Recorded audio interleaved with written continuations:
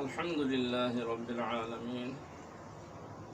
اللهم صل على محمد وعلى آل محمد كما صليت على إبراهيم وعلى آل إبراهيم إنك حميد مجيد. الحمد لله. ঈমান এবং ইসলামের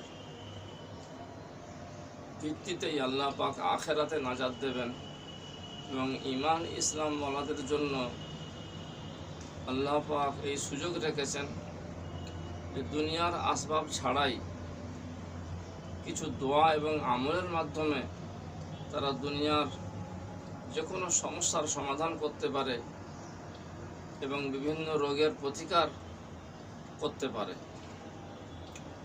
সেই আমল কয়টি ও কি কি, প্রথমে এক নজরে শোনা যাক।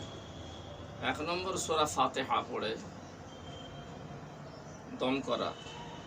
2 নম্বর সূরা ফালাক এবং নাস পড়ে দম করা। 3 নম্বর যে কোনো অসুস্থ মানুষকে সামনে রেখে দরুদ শরীফ পড়ে আসআলুল্লাহ আল আযীম রব্বাল আরশিল আযীম আন ইয়াশফিয়াক 7 বার এই দোয়া করা, তারপরে আবার দরুদ পড়ে নেওয়া। যদি তার হায়াত থাকে তাকে অবশ্যই আল্লাহ পাক শেফা দেবেন।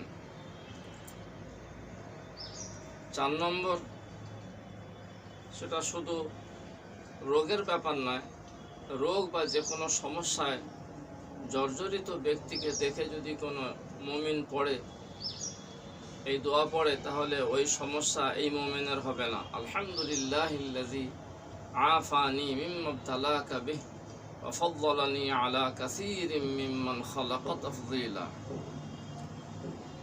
5 নম্বর, রাসূলুল্লাহ সাল্লাল্লাহু আলাইহি ওয়াসাল্লামের উপর খুব বেশি বেশি করে দরুদ এবং সালাম পড়া। সেরা দরুদ যেটা নামাজে পড়ি, আল্লাহুম্মা সাল্লি আলা মুহাম্মাদ ওয়া আলা আলি মুহাম্মাদ কামা সাল্লাইতা আলা ইব্রাহিম ওয়া আলা আলি ইব্রাহিম ইন্নাকা হামিদুম মাজিদ। আল্লাহুম্মা বারিক আলা মুহাম্মাদ ওয়া আলা আলি মুহাম্মাদ কামা বারাকতা আলা ইব্রাহিম ওয়া আলা আলি ইব্রাহিম ইন্নাকা হামিদুম মাজিদ। সেরা সালাম, আসসালামু আলাইকা আইয়ুহান নাবিয়্যু ওয়া রাহমাতুল্লাহি ওয়া বারাকাতুহু। সংক্ষেপেও দরুদ সালাম আছে, পড়া যায়। একবার দরুদ পড়লে আল্লাহ পাক দরুদ পাঠক বান্দার উপরে 10 বার রহমত পাঠান, আর একবার সালাম পড়লে আল্লাহ পাক তাকে 10 বার সালাম দেন। 6 নম্বর, তওবা ইস্তেগফার করা। যত রকমের গুনাহ আমাদের দ্বারা হয়ে যায় সেগুলো থেকে তওবা ইস্তেগফার করা মস্ত বড় আমল। নিয়মিত ইস্তেগফার করলে হাদিসে আছে প্রত্যেক সংকীর্ণ এবং সমস্যার সমাধান আল্লাহ পাক বের করে দেন, প্রত্যেক টেনশন থেকে মুক্তি দেন এবং গায়েব থেকে রুজি দেন। এছাড়া তাসবিহ ফাতিমি আছে, দোয়া ইউনুস আছে, লা ইলাহা ইল্লা আনতা সুবহানাকা ইন্নী কুনতু মিনাল যালিমিন, নিয়মিত পড়া। ইজ্জতের আয়াত পড়লেও শরীর সুস্থ থাকে এবং রুজিতেও বরকত হয়। ইজ্জতের আয়াত বানি ইসরায়েলের সর্বশেষ আয়াত তাওয়াক্কালতু আলাল হাইয়্যিল্লাযী লা ইয়ামুত, এটা পড়ে তারপরে পড়তে হয় আউযু বিল্লাহি মিনাশ শাইতানির রাজীম ওয়া কুলিল হামদুলিল্লাহিল্লাযী লাম ইয়াত্তাখিয ওয়ালাদাম ওয়া লাম ইয়াকুল লাহু শারীকুন ফিল মুলকি ওয়া লাম ইয়াকুল লাহু ওয়ালিয়্যুম মিনাল যুল্লি ফাকাব্বিরহু তাকবীরা।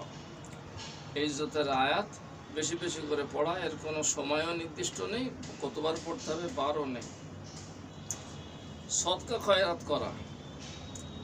আর খুব গুরুত্বপূর্ণ বিষয় এই, আমি কোনো মানুষের কাছে যদি জুলুম করে থাকি, কোনো মানুষের উপর জুলুম করে থাকি, তার জুলুমের বদলা দিয়ে দেওয়া বা তার কাছ থেকে মাফ চেয়ে নেওয়া। কারোর মাল আত্মসাৎ করে থাকি, তার মাল আদায় করে দেওয়া।